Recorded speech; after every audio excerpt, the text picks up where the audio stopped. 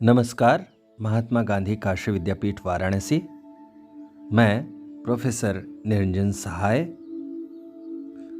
कक्षा एमए हिंदी, चौथा सेमेस्टर।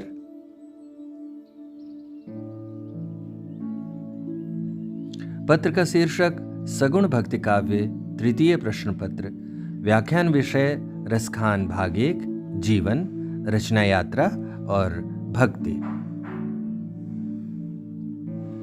विचार बिंदु: भक्ति के वृहद आख्यान में कृष्ण भक्ति, रसखान की भक्ति, भारतीयता के तत्व एवं रचना यात्रा। प्रिय शिक्षार्थियों, नमस्कार। भक्तिकाल के अत्यंत महत्वपूर्ण सगुण भक्त कवि रसखान के जीवन और उनकी काव्य यात्रा के साथ ही उनकी कविताओं की विशिष्टताओं के संदर्भ में जानना, समझना और विश्लेषित करना एक मानी खेज अनुभव है। हम लोग रसखान को 2 व्याख्यानों के माध्यम से समझने का प्रयास करेंगे। आज की बातचीत यानी पहले व्याख्यान में हम लोग रसखान के जीवन वृत्त, रसखान की रचनाएं, रसखान में कृष्ण प्रेम और भक्ति के स्वरूप के विश्लेषण का प्रयास करेंगे। शिक्षार्थियों, यदि हम हिंदी कविता के स्रोतों की शिनाख्त करें तब उसमें शामिल अनेक अंतर्वर्ती धाराओं से हमारा परिचय होता है। दरअसल यह धारा भारतीय लोकतंत्र के विकसने और विशिष्ट चेतना के निर्माण की भी कहानी है। अब्दुल रहमान, अमीर खुसरो, मलिक मोहम्मद जायसी जैसे रचनाकारों का हिंदी कविता के इतिहास में प्रमुख स्वरों के रूप में शामिल होना इस बात का प्रमाण है कि हिंदी कविता अपने आरंभिक दौर से ही स्वभावतः एक ऐसे वृहद वृत्त का निर्माण कर रही थी जिसमें अनंत अभिव्यक्तियों के लिए स्थान हो। यह केवल उदारता का संकल्प ही नहीं है, बल्कि अनेक तरह की हदबंदियों से असहमत होने का विवेक भी है। भक्तिकाल के प्रसिद्ध कृष्ण भक्त कवि सैयद इब्राहिम रसखान की लोकप्रियता के अनेक किस्से मशहूर रहे। कुछ बातें बार बार उद्धृत की जाती हैं। मसलन उनकी कविताएं तुलसीदास और सूरदास की ही तरह लोगों की जुबान पर चढ़ गई थीं। भारतेंदु हरिश्चंद्र ने लिखा, इन मुसलमान हरिजनन पर कोटिन हिंदू वारिये। आचार्य रामचंद्र शुक्ल ने रसखान की लोकप्रियता के बेहद रोचक पहलू की तरफ हमारा ध्यान आकर्षित किया है। उन्होंने अपने हिंदी साहित्य का इतिहास में दर्ज किया, प्रेम के ऐसे सुंदर उद्गार इनके सवैयों से निकले कि जनसाधारण प्रेम या श्रृंगार संबंधी कवित्व सवैयों को ही रसखान कहने लगे। जैसे कोई रसखान सुनाओ। ऐसे प्रसिद्ध कवि की लोकप्रियता का जितना विस्तार अपने जीवन काल में हुआ, उतनी ही व्याप्ति हिंदी कविता की विरासत में भी हुई। कृष्ण भक्ति शाखा और मध्यकालीन प्रेम की कोई भी व्याख्या इनकी चर्चा के बिना जैसे अधूरी है। रसखान की कविता में केवल अनन्य प्रेम का मोहक रूप ही वर्णित नहीं हुआ, लोक के विविध रंग भी अपने विशिष्ट अंदाज में प्रकट हुए हैं। उनकी कविताएं हमें प्रेम की अनंत गहराइयों के साथ ही वृंदावन की कुंज गलियों, पहाड़ों, पठारों, वन, उपवन, पशु पक्षी, व्रत, त्योहार आदि का सहचर बनने का सुख भी देती हैं। रसखान की ब्रजभाषा लोक रंग में पगी है, जिसमें संवाद की अद्भुत ललक है। वे अपने समय में प्रचलित काव्य रूपों का सधा और सटीक प्रयोग करते हैं। उनकी कविता हमें बेखुदी के उस संसार में ले जाती है जहां इश्क की खुमारी में फना होने का जुनून मुखर है। यह बेखुदी संक्रामक है। यहाँ लुभाने वाले खुद लुभ जाते हैं। कान्हा को गायें भूल जाती हैं और राधा को गागर उठाने की सुध ही नहीं रहती। आज हो निहारियों वीर निपट कालंदी तीर, दोउन को दोउन सो मुख मुस्काए बो, दो परे पैया दो लेते हैं बलैया, उन्हें भूली गई गैया इन्हें गागर उठाए बो। प्रेम का यह स्वरूप अपूर्व और उल्लेखनीय है। भाव भंगिमा, काव्य तकनीक और भाषा के लिहाज से रसखान की कविताओं पर विस्तार से विचार की जरूरत है। आइए पहले रसखान के जीवन वृत्त के बारे में समझें। रसखान भक्तिकाल के ऐसे कवि के रूप में ख्यात हैं जिनके जीवन के बारे में परस्पर विरोधी धारणाएं मौजूद हैं। उनके जीवन के बहिर्साक्ष्य और अंतरसाक्ष्य दोनों उपलब्ध हैं। बहिर्साक्ष्य यानी उनके दौर की रचनाओं में उनके बारे में जो प्रमाण उपलब्ध हैं, और अंतरसाक्ष्य यानी रसखान की रचनाओं से क्या राय सामने आती है। आवश्यकता इस बात की है कि दोनों तरह के साक्ष्यों को आधार मानकर तर्कपूर्ण निष्पत्तियों तक पहुंचने का प्रयास किया जाए। वे दिल्ली के पठान सरदार थे। उनके जीवन की अनेक झलकियां उनकी रचनाओं में उपलब्ध हैं। जैसे प्रेम वाटिका में उनकी उक्ति है, देख गदर हित साहबी दिल्ली नगर मसान, छिनही बादशाह वंश की ठसक छोरी रसखान, प्रेम निकेतन श्री बनही आई गोवर्धन धारा, लहेओ सरन चित चाही के जुगल रूप ललाम। उल्लिखित पंक्तियों में गदर और दिल्ली के शमशान बन जाने के समय का विशेषज्ञों ने निर्धारण किया है। अनुमान के मुताबिक यह वर्ष 1555 ईस्वी है। इसी वर्ष मुगल बादशाह हुमायूं ने दिल्ली के सूरवंशीय पठान शासकों से अपना खोया हुआ शासनाधिकार फिर से प्राप्त किया था।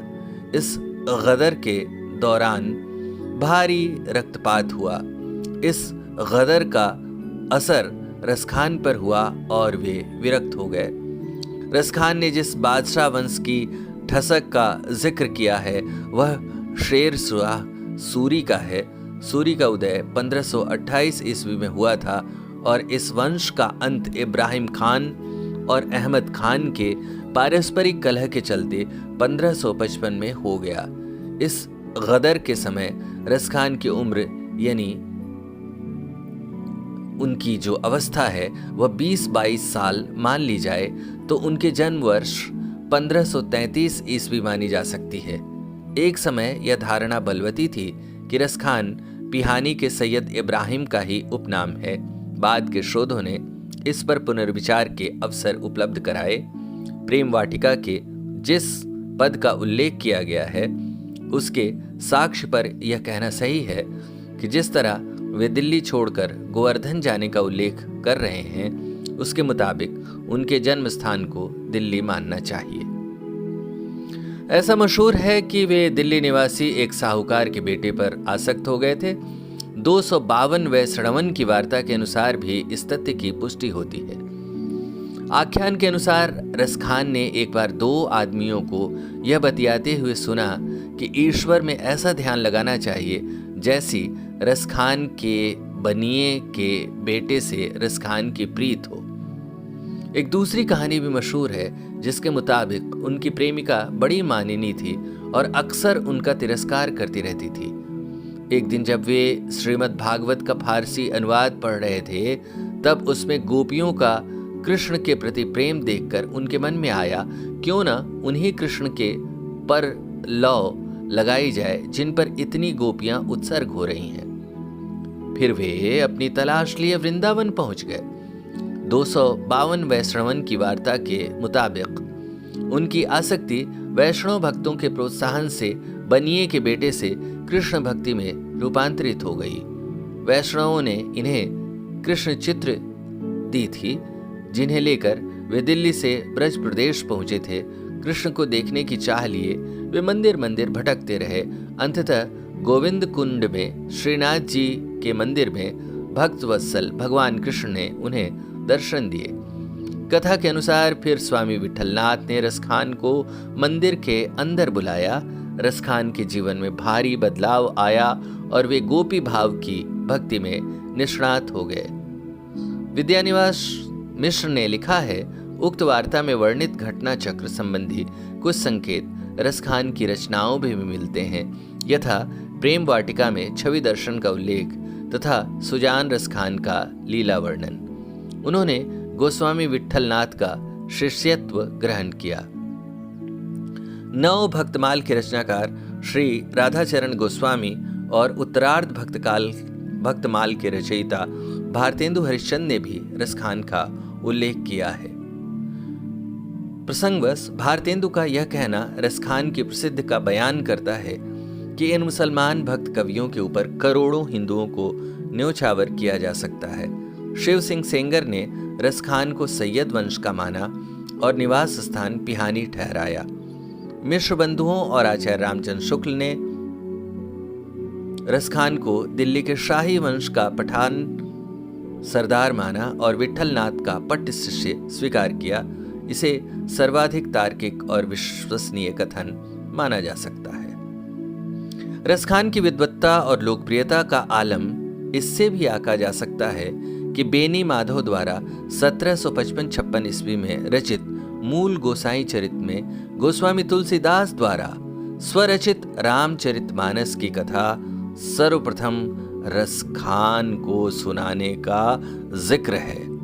जमुना तट पे त्रय वत्सर लौ, रसखान ही जाई सुनावत भौ। रसखान काव्य के सभी अध्येता इस बात पर सहमति व्यक्त करते हैं कि उनकी अंतिम रचना प्रेम वाटिका 1614 है। कुछ ही साल बाद 1618 में उनका देहावसान हो गया। आइए रसखान की रचनाओं के बारे में जानने का प्रयास करें। रसखान रचित 3 रचनाओं को सभी प्रामाणिक मानते हैं। सुजान रसखान, प्रेम वाटिका और दान लीला। विद्यानिवास मिश्र के अनुसार नागरी प्रचारणी सभा के संग्रहालय में उक्त रचनाओं के अतिरिक्त रसखान दोहावली और रसखान कवितावली नामक 2 रचनाएं रसखान के नाम से मिलती हैं। रसखान दोहावली में अरबी फारसी की मुश्किल शब्दावली शामिल है। असल में रसखान की कविताओं की छानबीन लंबे अरसे से होती रही। भारतेंदु हरिश्चंद्र के समय इस खोजबीन में तेजी आई। रसखान की रचनाओं का प्रकाशन सबसे पहले किशोरीलाल गोस्वामी ने किया। तब से अब तक रसखान की अनेक रचनाओं का प्रकाशन हुआ जिनका उल्लेख संभव है। किशोरीलाल गोस्वामी द्वारा संकलित सुजान रसखान, प्रेम वाटिका, रसखान पदावली, संकलन प्रभुदत्त ब्रह्मचारी, रसखान रत्नावली, संकलन दुर्गा शंकर मिश्र, रसखान और घनानंद, संकलन बाबू अमीर सिंह, रसखानी ग्रंथावली, संपादक आचार्य विश्वनाथ मिश्र का इस संदर्भ में उल्लेख किया जा सकता है। ज्यादातर विद्वानों ने अपने अपने संकलनों में अपने पहले के संकलनों से 1-2 पदों को अधिक देने का प्रयास किया है। आचार्य विश्वनाथ प्रसाद मिश्र के संकलन को सर्वाधिक प्रतिष्ठा प्राप्त है। उनके संकलन को इसलिए महत्वपूर्ण माना जाता है कि उन्होंने अपने पहले के प्रकाशित संग्रहों की अपेक्षा अपने संग्रह में कवित्त, सवैयों, दोहों आदि की संख्या में बढ़ोतरी की। नागरी प्रचारणी सभा की रिपोर्ट और विवरणों को ध्यान में रखकर उपलब्ध पांडुलिपियों का सहारा लेकर आचार्य विश्वनाथ प्रसाद मिश्र ने सुजान रसखान में 214 कवित्त सवैये, प्रेम वाटिका में 53 दोहे तथा दान लीला में 11 पदों के साथ प्रकीर्णक के अंतर्गत 2 पद होली और सगुनौती के भी संकलित किए हैं। पंडित विद्यानिवास मिश्र और सत्यदेव मिश्र के संपादन में भी रसखान रचनावली का प्रकाशन किया गया, जिसमें रसखान के संपूर्ण काव्य को समाहित करने का प्रयास किया गया। आवश्यकता इस बात की है कि रसखान की रचनाओं पर थोड़ा और विस्तार से बातचीत की जाए। सुजान रसखान संबंधी सर्वाधिक पद विश्वनाथ प्रसाद मिश्र की रसखानी ग्रंथावली में शामिल हैं। इनके पहले के संकलनों में पदों की संख्या 20 से 134 तक ही रही। मिश्र जी ने अपने अनथक प्रयास से 214 पदों का संकलन किया। इस ग्रंथ में कृष्ण के लीला विलास को शामिल किया गया है। विभिन्न लीलाओं की रचना अलग अलग समयों में की गई है, लिहाजा उनमें कोई निश्चित तारतम्य को ढूंढना संभव नहीं। इसमें शामिल काव्य के कथ्यों का उल्लेख करें तो हम इन भाव दशाओं से संबंधित पद पाते हैं। प्रेम, भक्ति, बाल लीला, गोचारण, चीरहरण, कुंज विलास, पनघट प्रसंग, वन लीला, गोरस लीला, वह संदेश, सुकुमारता, राधा रूप वर्णन, वंशीवादन, पूर्वराग, अभिलाषा, रूप माधुरी, चेतावनी, प्रेम लीला, दधिदान, उपालंभ, सपत्नी भाव, मिलन, वियोग, चौपड़, रिजवार, मानवती प्रिया, विदग्धा, सूरत, सुरतांत, होली, भ्रमर, मीत, हरिशंकरी, भक्ति भावना, अलौकिकत्व, कृष्ण सौंदर्य, नटखट कृष्ण, कालीय दमन, फाग लीला, सखी शिक्षा, उद्धव उपदेश आदि। यह सूची इस बात को प्रकट करती है कि रसखान लोक में प्रचलित विभिन्न कृष्ण प्रसंगों को अपनी कविता का उपजीवित तो बना रहे थे, लेकिन सिलसिलेवार ढंग से प्रबंध योजना सुनिश्चित करना उनकी कविता का उद्देश्य नहीं था। प्रेम वाटिका 53 दोहों का संकलन है। इसमें कृष्ण चरित्र से संबंधित विभिन्न प्रेम प्रसंगों को आधार बनाया गया है। दान लीला 11 कवित्व सवैयों का संकलन है। इस रचना का कलेवर लघु है। इसके शैली संवाद मूलक है। यह संवाद 2 रूपों में मिलता है। विद्वानों का वर्ग इस रचना को अप्रामाणिक मानता है। अप्रामाणिक मानने के पीछे उनका तर्क है, रसखान की प्रवृत्ति सवैया कवित्व की ओर अधिक रही है और इसमें कुल 5 सवैया ही हैं। रसखान ने प्रायः अपने सभी पदों में अपने नाम की छाप दी है। दान लीला के 11 पदों में मात्र एक बार पद संख्या 2 में उनका नाम आया है।